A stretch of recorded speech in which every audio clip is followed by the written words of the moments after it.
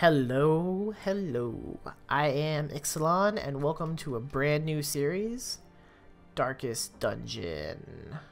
Dun dun dun.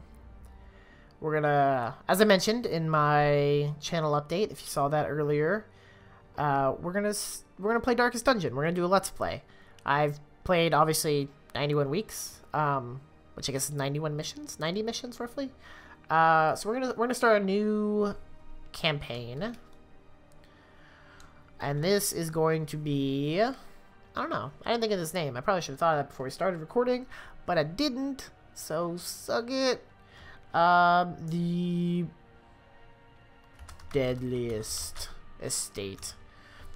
They name it, whatever you put it here for your name becomes the name of your estate. So instead of the Darkest Estate, we're gonna do the Deadliest Estate, like the deadliest catch. So, Darkest Dungeon is a turn-based, tactical, roguelike RPG, kind of, dungeon delving thing. Along the old road. I love this man's voice. I'm gonna let him talk. The troubling serpent-like suggestion through the corrupted countryside, leading only, I fear, to ever more tenebrous places. There is a sickness in the ancient pitted cobbles of the old road, and on its writhing path you will face viciousness, violence, and perhaps other damnably transcendent terrors.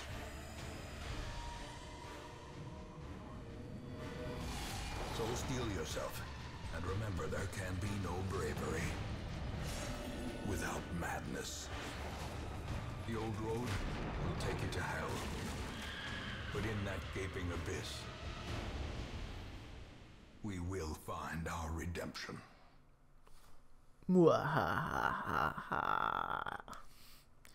Oh man, I love Darkest Dungeon. It's such a good game, and it's got like some really good like tactical elements. Like it scratches that tactical itch, but also scratches kind of a D&D itch for me because I love Dungeons and Dragons. It's always been a good outlet. This kind of has, you know, if you can't play D&D, I'm not saying this isn't necessarily the greatest game, but it's pretty solid. So anyways, we're currently in a room. You can see it down here. We're going to move to another room. We do that via hallways. Basically, you just click on the room you want to move to. It'll bring you to a hallway. And then A and D move. You can click with the mouse to move, whatever. You can click on these people to have them interact with things. So we start with a very basic Reynold and Dismas. And we're going to move forward. And we encountered an enemy. Our enemy... Get out of here. Our enemy is a brigand cutthroat. You can see when you mouse over it, it tells you his stats. He's got 12 HP. He's got some dodge, some speed, some resistances to the various abilities in the game. But we're just going to try to slice him open. Oh, that was a really good hit. So now if we were lucky, we'd get to go before him, which we did. So we're going to smite, and he dodged, which sucked. Took some 2 damage because we bled him out with our Highwayman's slice and dice, open vein, whatever it's called. So let's finish him off. Unfortunately, our Crusader here kind of sucks right now, but that's fine. What is this? You can mouse over effects to see what we got going on. So he's got bleed resist for 2 rounds. That's not going to matter. Interact with objects. We're going to have our Hangman interact with the tent. Ooh, valuables were left behind. A gem and some money. I like it. Let's go dim light. Alright, so now we've got some more bandits. We surprise them, which is always good. When you surprise enemies, they go at the end of the initiative order always. When you surprise... Should I grape shot? No. I should probably just pistol shot this guy. I want to kill him like super fast. And then I can try to stun this guy. It's probably not going to work, but it'd be sweet if it did. Yeah, fair enough. So I'll go, as we go through the game more and more, I'll go into the different abilities and stuff. But basically, when you mouse over an enemy, it tells you the skills in the bottom right and kind of what they do. So, example here, this guy has punishment. The little black crown thing is stress, which is one of your types of health. You have your physical health, which is HP, and then you have your stress. When you get to 100, you freak out. When you get to 200, you have a heart attack and die. So don't die. Punishment can inflict bleed, which you can see here has been on this guy. This guy's got blanket fire, which is some kind of debuff that I'm not super worried about. We'll just shoot this guy some more. He's going to continue to blanket fire us. Hopefully we don't die in the tutorial level. That would suck. It is possible. Punishment, that's going to bleed us because of the bleed resist at the very least. So bleed resist is basically a dot, a damage over time. Oh man, you fudging dude. Can you please murder this guy with the gun? Thank you. Okay. Yep, corpses do stuff normally, blah, blah, blah. So you can attack... Holy crap. Yeah, we might die. That's legit. I guess I have to just attack and pray. He's got 20 damage. Yeah, he might kill one of our guys. Oh, thank God for that crit. So he's going to bleed to 5, and then assuming our knight gets a turn, which he just did, we should be okay. Ooh, that was way too close. Oh my God. So you complete a quest, this pops up, you can go back to town, or you can keep exploring the dungeon. There's nothing left to explore, but we will open this chest. It's obviously trapped. Whatever, we're going to open it. It's always going to be trapped. We get blight. So those are the two status effects. You can get blight or bleed. That's pretty much it. We'll go back to town. So that's kind of the very basic tutorial. You move from room to room in the dungeon. You collect loot. You've got actual treasure for gold, and then you've got heirlooms, which you use to rebuild the town. And so, ooh, that's pretty nice. So all our guys are level 1 now. We got 2 guys, they're level 1. So it's still kind of early in the game. So every week you'll get this activity log. You got your caretaker here, he's going insane. Or your I guess he's your relative who's like gone crazy. I don't know if this guy is, but that's the storyline, is your relative has gone crazy. He's driven your old familiar home into ruin, and you are here to complete all these quests and destroy the darkest dungeon and defeat the evil that he has released. So we got 2 guys, they're level 1. And this is kind of our town. It looks like utter shit. As we progress, we'll eventually be able to unlock other places, but for now we got 3 places. We got the graveyard. Looks all right. The graveyard is where people die. When our heroes die, and they will die. I can't stop it. I will try my best, but eventually people will die. This is where they're buried. We don't get them back. This is the ancestor's memory. We can rewatch any like opening videos, or when we defeat things, we can listen to stories again. And then this is the stagecoach, where we get to recruit 2 more people. And I know I'm kind of talking over the narrator's voice. I will try to let him speak sometimes, but a lot of times I'll talk over him on the basics. We're gonna increase. Do we have enough? Yeah. So we're gonna get. We're gonna increase our hero roster to 12 for now. It's the only upgrade. Okay, so you can upgrade certain things. Obviously, the first 2 places you can't. Like the graveyard can't be upgraded, and the memoirs can't be upgraded. The stagecoach, where every week, so after each mission, you'll get new heroes. Currently, we get 2. We could upgrade that to 3. We're going to be fine with 2. Our roster is the number of people we can have. We're going with 12. That's an early upgrade. And then we'll get the rest of the stuff as we go. But we'll jump into a mission. So if you right-click on a character, you can see their stat sheet. So name, you can rename them. I'm not going to rename him. Although, I will say this. If you want to be one of these characters, let me know. I'll throw your name in. I don't care. And I will do my best to try to keep you alive. How about that too? I can't make any promises. Don't get mad if you die. So it shows there's stress. HP is like filled up after each dungeon, but stress will linger between weeks. So you gotta kind of deal with that on its own. Tells you their stats. They have good things. They have good and bad quirks. Good quirks, Warrior of Light, plus 10 damage if torch is high. Then they have bad ones. He'll only pray for stress relief, or he's prone to stealing items, which is literally one of the worst things, and I hate it. He's got level 1 attack, level 1 defense, and is not carrying any trinkets. We got skills we can unlock. You can see some are locked, and we got camping skills we can unlock. All this stuff. There's a lot going on here. But we're going to go with the usual suspects, which I believe is set up like so. Yes.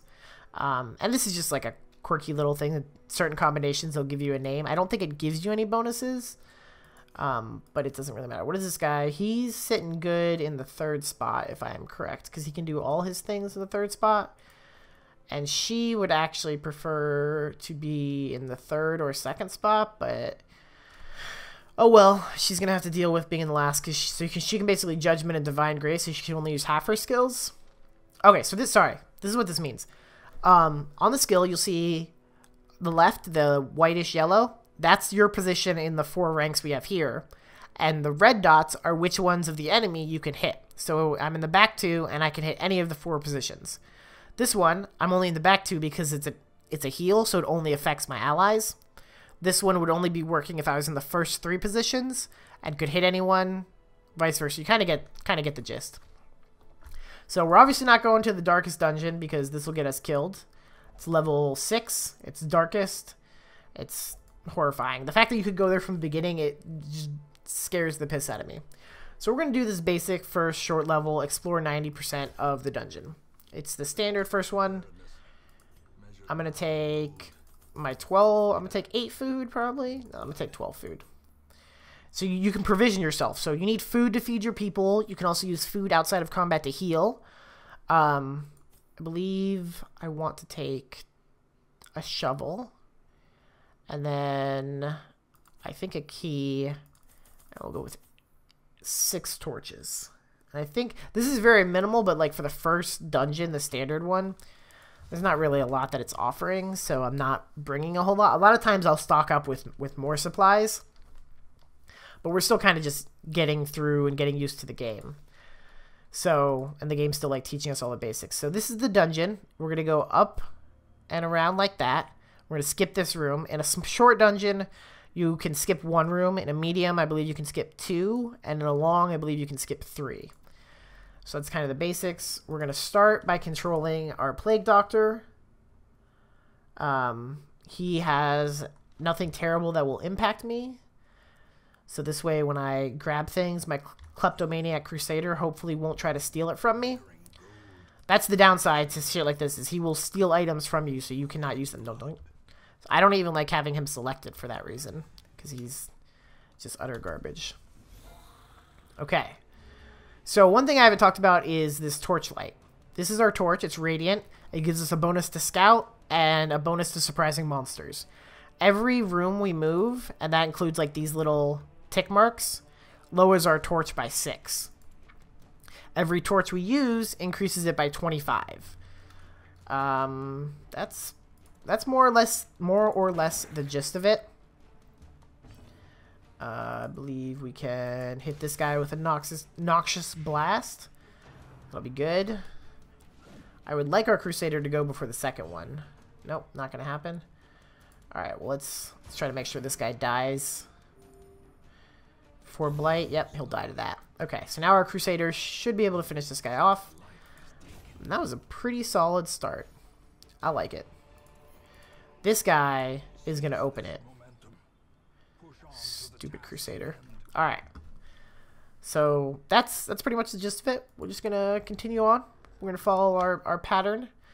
The old ruins. Sometimes you'll find these piles of rubble or different things. This is one thing I like. Don't click on this because it hurts. Click on the shovel. Clicking on the shovel clears it with the shovel. The first time I came into dungeons, I clicked check, like the hand thing, because I thought it meant use the shovel. That's not what you do. It's so bad.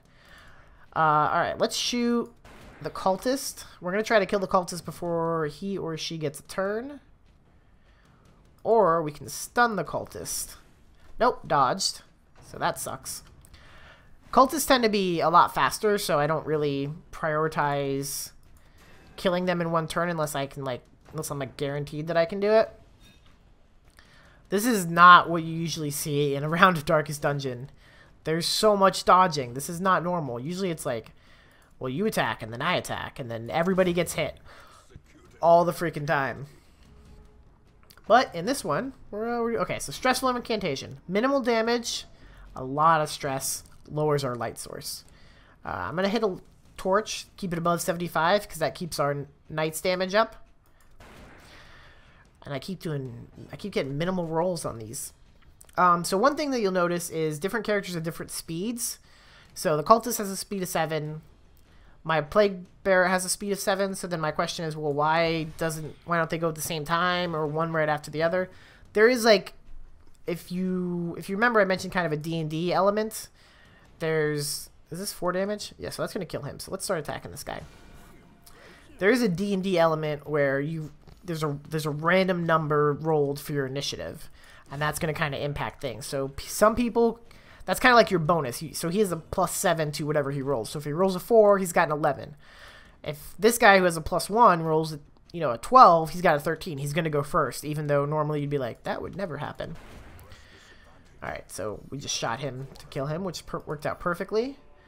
And then we got, disease resist. You can carry that, sir. These are trinket spaces, so everybody can hold 2 trinkets. Some are unique to their characters. That's pretty much the gist of that. We didn't get any scouts, so we are going to go up and around, because I think this first dungeon is pretty much always laid out the same. Oh, I grabbed that before. I knew that knight. He was like, I'm going for it. I was like, no, knight. No, crusader. You fudge off with your garbage. We will fight in here and then get this chest. Hitting those stressful incantations, man. There are some characters that can reduce stress. A lot of times you have to reduce stress by either camping, which you can only do on medium and long missions, or what do I want to do? I guess I want to probably hit this guy with a poisonous gas bomb. Nice. Crits reduce stress. Forgot about that. Crits by the enemy increase stress. So pros and cons to all those things, as I'm sure you have gathered by now. Alright, so this guy's at 3, so he's going to die to this. I can officially start ignoring him. That's unfortunate. He doesn't have that much health. I was trying to one-shot this guy. Didn't quite work. Maybe a Noxious Blast on... That could kill him, too. If he gets bladed... Okay, he's dead. So now we can focus on this guy. Although maybe we should have focused on this guy first, because he does seem a little bit more dangerous. His stun resist is 25, so I've got a 75% chance to stun him. I'll take that. When you stun someone, they lose their turn. His turn will come up soon, I'm sure. Yeah. He still takes the bleed damage, but now he gets a bonus to stun for next round. So, as you can see, it's now 65%. So that's kind of the pro and con. What's he at? 3? I'm going to take this moment to heal. I'm not afraid of that guy right now. I probably should have been. He's going to get another hit off. Okay, 2 damage is not bad. The bleed's a little garbagey, but we'll just finish him off. And we are kicking ass on this. Let's go ahead and get this chest open with a key. It unlocks a hidden compartment and gives us a lot of cash. I like it. Oh, we got a scout. Nice. Okay. Now we could explore that room, but it has a battle. And I know 100% sure that there is a chest there, so I'm going to go for that. That's kind of my go-to here. This is a trap. You can tell because on the map it has a trap, spider web. Everybody has a different chance to disarm traps. While disarming with these guys would reduce their stress, this guy has a 90% chance, so until we get higher level guys, that's how he's going to be. That's how it's going to be. The guy who has the highest chance to disarm the trap is the one who's going to do it. Basically, like, without fail. Torchlight 85%. Don't let the freaking kleptomaniac take anything. I probably didn't even need to really bring any food, but I did, so... Oh, hunger check. So, occasionally you will get these hunger checks. The exertions of adventuring have produced a growing hunger amongst the party. So you can eat 4 food, everybody regains 5% health, or you can eat nothing, take 20% damage and stress damage. Let's eat 4 food. Pretty much always going to eat the 4 food. You can always, of course, just feed them by right-clicking, and it'll heal them. So since we have extra food, I'm just going to do that. I'm just going to go ahead and light that torch. because I believe, is there an enemy here, or we don't know? No, there wasn't. I think there is in this room when we get here. Again, sticking with keeping my plague doctor in charge of things. Using the shovel, that's why we brought one, because I knew there was another barricade. And that's my last torch, which puts us exactly at 75. Which unfortunately, hopefully no one will be able to lower this, but we're going to aim for the bone courier just as quickly as possible, because he is a high stress danger to us. And as you play, you kind of learn through. So my priority here is going to be the bone courier, or courtier. He's the highest. Bone arbalist, he's next. And then bone soldier, just because he's easier to kill than bone defender, because bone defender has 25% protection, which means he'll only take 75% of your damage. It's kind of annoying, but... Oh, that sucked. That's going to be some heavy stress on him. 17 stress, that's so much. I do like when there's a full range of 4 with a plague doctor, because he has a lot of attacks that can hit the back 2 rows, and then I feel like I'm getting good effect for what I'm paying, basically. I'm gonna try to murder this guy. Ah, you suck. It did not work the way I wanted it to. Not at all. Oh, he didn't die either. He's gonna die next turn, so I don't have to worry about him, so I can start shooting the arbalist at least. That's an ungodly amount. Or I can do that. Kill that guy, make sure he's dead. I can blinding gas, stun this guy. Perfect. So he doesn't get a shot. He's going to take 4 damage. 4 more on his next round. If I shoot him and can get 6 damage, we're in a really good place. That was... Well, can't shoot him because I got stunned. Maybe I can hit with this. Not quite good enough, but close. Let's attempt to murder this dude with the big ass shield. Yep. Lost my turn there. He's almost dead. He will die next turn, so I'm gonna go ahead and, I guess, heal with my cleric, probably. Yeah, I'm gonna take this opportunity to heal if I can. Where you're at? 13. Yeah, so you need the most healing. Let's get... Oh, that was a beautiful crit. A little bit of stress relief for you. Go ahead and light the torch. Increases my protection. Does mark me, so enemies are more prone to attack me, but I mean, I'm the tank. It's what's supposed to happen. I go ahead and shoot this guy in the face. I hate him. There we go. Ooh, a journal page. The wound is starting to fester. The flesh around it is gray, flaking and ridged, almost scale-like. As I write this, my breathing has taken on a hollow timbre and is more labored. My compatriots are laughing and tell me not to worry. It's just the salt mist in the air that pervades these caverns. That's creepy. Ooh, snake oil. Minus 10% stress damage. That's good. We came here, though, so we are going to open this chest with this key and obtain more loot. Perfect. So now we will return. And there we go. First, real mission, real in quotation marks, it's complete. We made like 3,000-4,000 gold. Not bad. Everybody got new traits. Everybody's level 1 now. Clotter, that's good. Faded, that's super good. Night blindness, pretty bad, but we can stay torched up, so that won't be too much of a problem.